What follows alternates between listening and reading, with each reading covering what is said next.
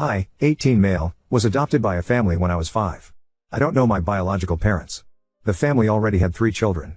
3 girls. Apparently after the first girl they tried for a boy, but it always ended up being a girl, so after 3 girls they adopted me to finally have a son. In the first few years of my life they treated us all well. My sisters, however, were never able to accept me. They saw me as an outsider who doesn't belong in the family. Actually, it was the oldest one, called Alicia, who poisoned the other 2, called Maria and Juliet, against me by telling them that our parents would treat me better because I was a boy, which wasn't true. In fact, all 3 of them protested against me getting a room in the same floor as them. And my parents gave in. There was a spare room in the basement where I had to sleep now. This, however, just led to them making fun of me, calling me names like cellar rat and many more things. I just shrugged it off, assuming that's how siblings treated each other. But I realized that having my sleeping room in the basement somehow also affected the way my parents treated me. Sleeping down there felt like I was out of sight for them. They lost interest in me and I became less significant and important. While on the other hand they started to focus more on my sisters. When I was 13 they completely lost interest in me.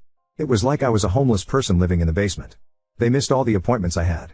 They didn't care about my grades. They never even called me to eat. Sometimes I would come upstairs and see how they already took away the plates. If I was lucky there were leftovers that I could eat. Do you think I got presents for my birthday? No, because they didn't even know my birthday in the first place.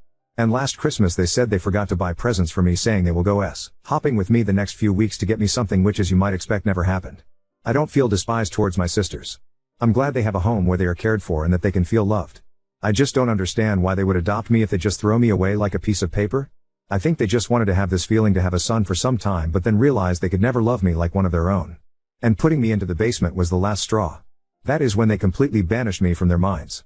And I just can't do this anymore. I decided to pack my things and leave. I will do it tonight. I stay at a friend's house for a while and try to look for a job that hopefully gets me enough money so that I can rent an apartment. And after that I will never look back. I decided to leave a letter behind in my room. I wouldn't be surprised if they never even find it. Let alone notice that I'm gone. I use a throwaway for this, but I actually don't know why. I thought I don't want them to see this, but now that I think about it I could send them this post. Update 1.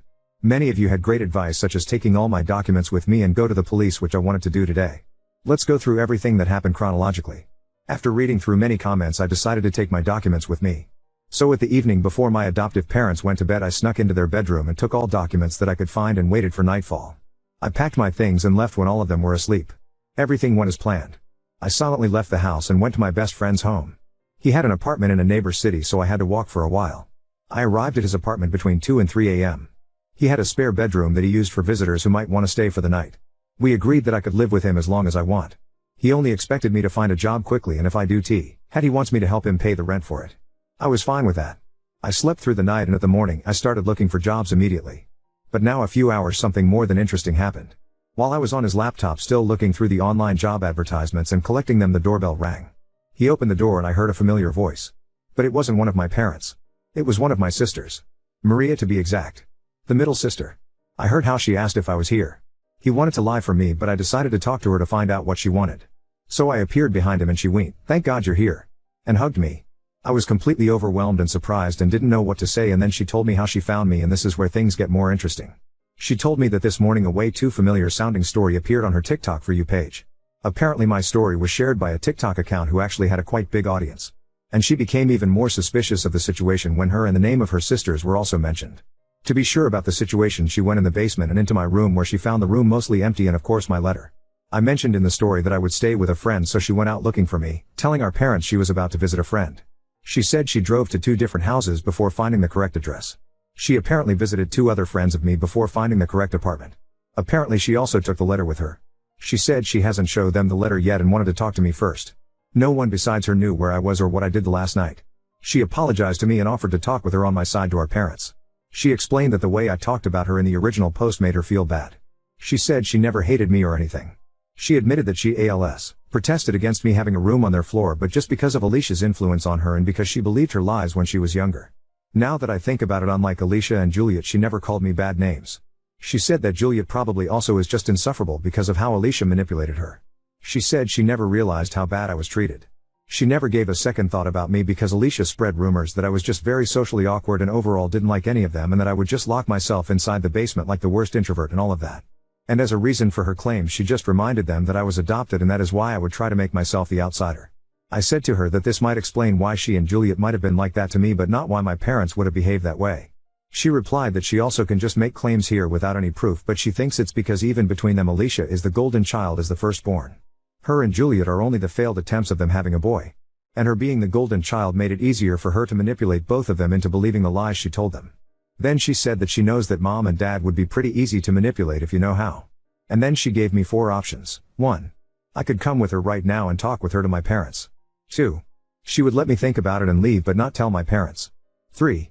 I refused to go back with her entirely but she would tell them about the letter without telling them where to find me. 4. I refused to go back with her entirely but she would pretend to not know anything but maybe stay in contact with me. I picked option 2 and she gave me her number. She said that if I decide to give them a chance she would support me but she would understand if I refused to. And now we are here. I don't know what to do. I would lie if say I wasn't tempted to give T.H.M. a chance, but on the other hand if it's true that Alicia is the one behind all of that I don't know if I want to deal with her again. Update 2. I start this by saying that many of your comments suggested that Maria could have potentially manipulated me and that I shouldn't trust her just now. Which I understand. I decided to stay with my friend. Especially since I applied for so many jobs yesterday and I think I could find one in no time. So there is no reason for me to get back with them as an 18-year-old. But these are just side facts. I would have not given you an update if nothing had happened. Apparently my adoptive parents did realize I was gone recently so they started looking for me. They are sure that Maria knew where I was considering she had my letter with her. I'm currently only in contact with Maria who told me all of this. Apparently my parents tried asking her about my whereabouts and grounded her after she refused to tell them. Yes, they grounded a 21-year-old. Couldn't believe it either. As many of you suggested, I went to the police so they couldn't file a missing report about me. And meanwhile Alicia started to spread rumors again. Apparently she used my disappearance as a proof that she was right with everything and Juliet believes every single word. She is completely under Alicia's control. Even though I didn't want to see them again, I kind of want to give Maria a chance. I asked my friend if hypothetically Maria could stay with us too. He raised an eyebrow and said only if she wants to sleep on the couch, and then he asked me why I want her here in the first place. The thing is, if she cares about me then I don't want her to stay with this family. He was annoyed but said yes. I texted her asking if she'd consider to move out and offered her to stay with me and my friend. Before you say it. I know it seems like a way too quick decision. But I truly think that Maria is not like the rest of them. Many of you said that she probably wanted to save face, but someone wouldn't go through all that to find me and then protect me by keeping my whereabouts a secret if they just wanted to save face. Considering that I never mentioned their last names or where they live, so it's not like anyone could have known it was her in real life. I honestly think that my story opened her eyes. She answered by asking if I was for real and that she wasn't sure. I reminded her that she is 21 and probably should think about moving out of our parents' house anyway. And that she was grounded at her age is pretty effed up. They treat their children like 10-year-olds even if they are adults. She said she is not denying that she would like that because apparently Alicia also started to spread lies about her too because of how she behaves towards me. She overheard how she was talking to her friends about her and that she was called the complicit of a maniac. Still don't know why Alicia hates me so much, but I don't care about it. She said she doesn't think it's a bad idea, but she wants to find a job to have a financial stability first before moving out. That was fair enough. And my friend was much happier this way too. He said he isn't really excited of having another jobless person living with him. But he said that if she has a job he'd gladly help her. One more reason why I think that Maria moving out isn't a bad idea is because if both her and me got a job we could probably rent an apartment together in no time and would not have any financial problems. So yeah, that's it for now. Let's see what happens in the future. I want to mention one more thing. On my last post some people were talking badly about the TikTok account that shared my story. Please don't talk badly about the account. They didn't know it would end like that and I don't have a problem with anyone sharing my story. Thank you for reading 3 edit. Some of you pointed out the situation with my friend. Believe me, if I wasn't sure he was okay with it I would not have suggested it. He was unsure about the offer at first because I hadn't asked her before asking him, so of course he thought it was just another jobless person. But like I said, he is fine with it as long as she has a job. And I'm definitely grateful for what he is doing and I will repay his kindness. Don't worry about that. Smile, what he does should not be taken for granted and I know that. You're also right that offering her to live in his apartment is going a bit far. But like I said, he is an amazing person. I wouldn't do it if I knew he wasn't 100% okay with it. Update 3. Today I got a call from Alicia. And apparently nothing is what it seems to be. I still try to process this call. I've been in contact with Maria for a few days and I truly thought she was different, but she was just like the others. When I got the call today it was an unknown number. I froze when I heard Alicia's voice. She screamed at me saying, "Who the hell do I think I am to talk about her like that?" We had a little argument but somehow managed to calm down. I thought about hanging up but I wondered what she wanted from me. She told me to grow up. I was never part of their family according to her and that I should have known it since the beginning and stopped crying about it now when I could have done something about it the entire time. I admit I was angry and not very nice. I told her to go FCK herself and told her I was going to get Maria out of there too because both us wouldn't deserve a life around someone like her. Then she said something I guess she shouldn't have said. She said that I was ridiculous because Maria was a part of all of this theater and if I truly thought mom and dad cared about me. Then she accused me of trying to ruin her family and told me what really happened after I left. They tried to save their face. Maria hasn't told me the full story. Apparently it's true that she was the one who found my story on TikTok by accident and she also found the letter first. In Maria's version of the story she lied to mom and dad and told them she was about to visit her friend when she was looking for me and they didn't know about it. But Alicia said that Maria told mom and dad immediately after finding my letter. This also answers the question how Maria knew about my friend's address. I never told this to anyone except my adoptive mom. They thought that if they fooled me into thinking I had someone on my side, it would be easier for them to get to me because they assumed I probably wouldn't open the door for them. I couldn't believe it and asked why I would believe someone like her, to which she replied, "Who do you think gave me your number?" Then she demanded me to take down my posts and hung up. Honestly, I kinda believe her. But it also proves that they are all the same. They try to manipulate me to get back with them to save their reputation. Many of you guys warned me about this, but even after everything that happened I didn't want to believe someone could be this evil. But that's it. I will cut any contact with them. I am not taking my posts down. Everyone deserves to know what these people are. I cannot believe I tried so desperately to see the good in them. Oh, some of you might want to know that I also apologize to my friend for offering room that wasn't mine to begin with. I understand your critique about this and you are right. I crossed a line there. With that being said, the chapter Adoptive Dickhead Family is hopefully closed now. I try to focus on my life and maybe someday I will find someone who truly loves me. I might keep you updated if anything is going to happen, but think this could as well be the last post of this throwaway account. Update 4. I am not lying with anything. I wish all of them the best. But I don't want to have anything to do with this family. A few people pointed out that Juliet and Alicia made posts of their own, but apparently these posts got deleted, cause I cannot find them. I also can imagine they were just fake profiles and that THA are not the real ones. You can post them under this post if they can be found somewhere. But no matter what they wrote, I'm sure that if they are real they try to save their reputation by telling you lies. I would like to appeal to you to not believe anything they say. The backlash on my last post and the people calling me liar, however, is frustrating, and right now I need some peace and focus on my life and things that feel good to me. I hope you can understand that. I'm going to keep my account here for 2 days and then delete it. This way I can leave this behind and no one of the negative comments can accuse me of hiding anything or doing it for clout or Reddit karma. Now on to second story. Contemplated letting my ex-wife stay, knowing it might be the only way to spare our daughter from seeing her mother homeless. I am a 45-year-old man. Divorced with one daughter, Lily, 18. My ex-wife, Thelma, also 45 and I split 2 years ago after 20 years of marriage. I will admit that I was not, am not, nor will I ever be, perfect. I do like to think I was a good husband and am a good father. While married, I did my best, trying to keep up with the majority of the housework, 60-40 split on that, with me doing the most, while working 40 to 50 hours per week. I tried to be attentive and caring, never forgetting anniversaries, birthdays, and so on. I did let my body go a bit as the years went by, and I admit that I am not the most exciting guy in the world. Still, I listened to my wife and did what I thought she wanted/needed to keep our marriage happy. Thelma seemed happy with me, and bragged to her friends, saying I was a good husband. I suppose that was a lie, as Thelma decided she wanted to get railed by some 30-year-old guy she met at her job.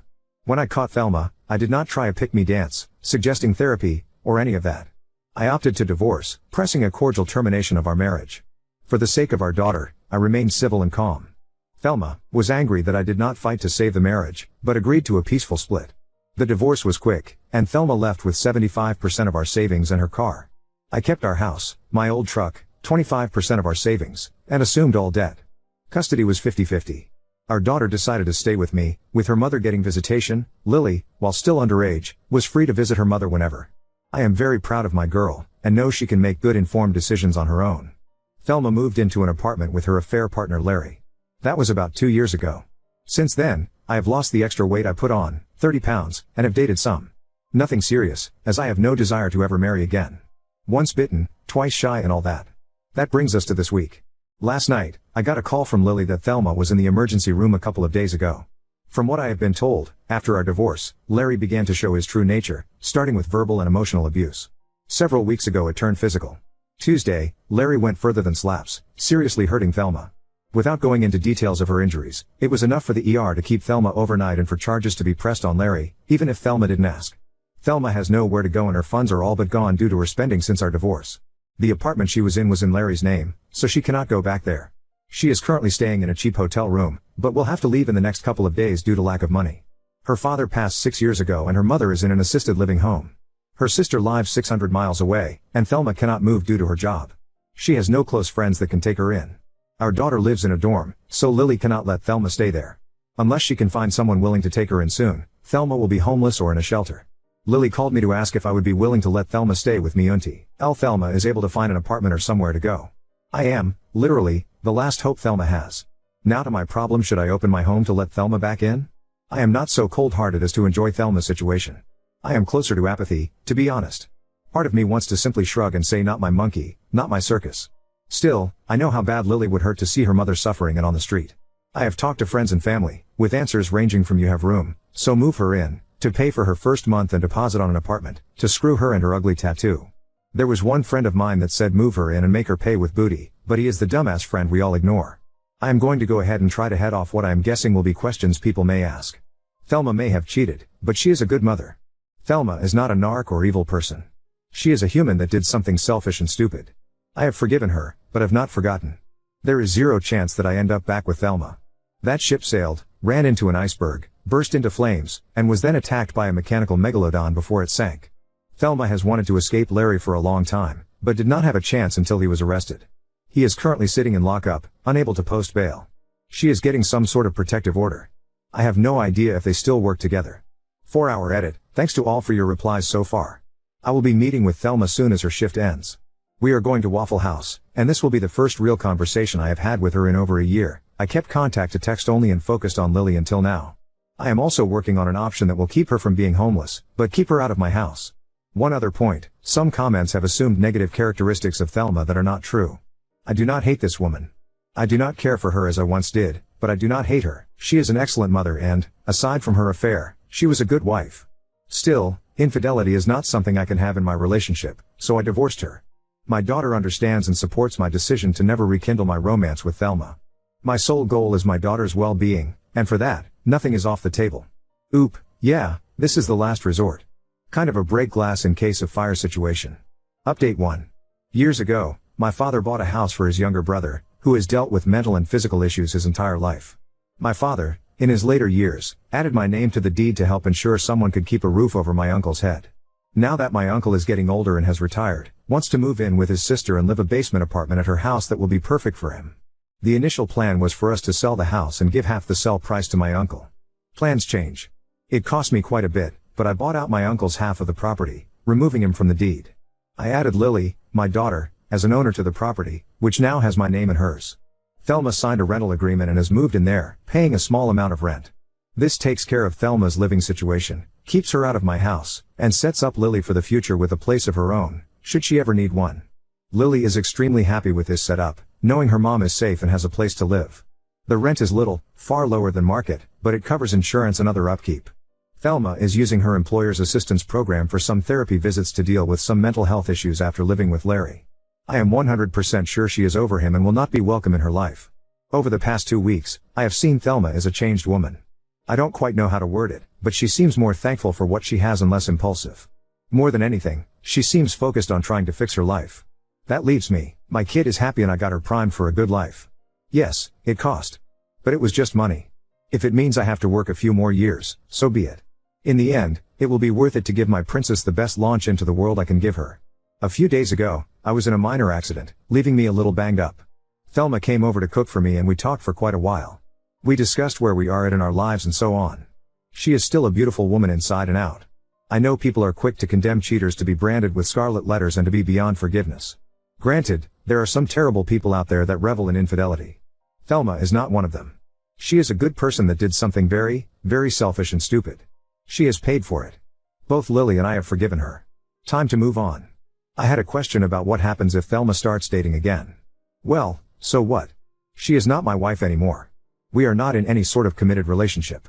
She is free to date or not as she desires. As far as me and Thelma getting back together, the answer is no. I will never marry again. Anyone. For any reason. I am burned on the concept and will not bind myself to someone that way. I really don't think I want to be in a committed relationship either. No, I am not bitter. I am happy for the friends and family that I have in marriages and the like, but I cannot bring myself to get in that sort of situation again. At best, I may date casually or have a FWB situation should the opportunity arise.